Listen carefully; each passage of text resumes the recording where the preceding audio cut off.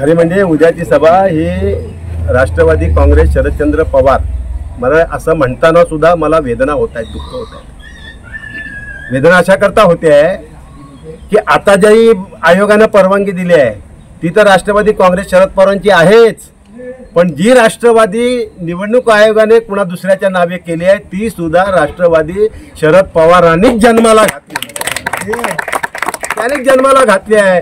हे कोण नाकारेल? आयोग नाकारेल? कायदा नाकारेल? का कोण नाकारेल?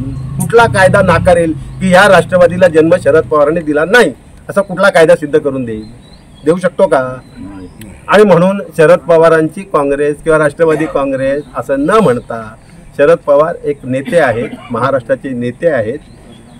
या निवडणुकीत माझी उमेदवारी त्यांनीच जाहीर केलेली आहे, त्यांनीच मागितलेली आहे आणि म्हणून त्यांच्या इच्छेखातर उद्या त्यांची जाहीर सभा मोरब्याला आयोजित करण्यात आली आहे आणि त्या सभेला शरद पवार साहेब मार्गदर्शन करणार आहेत।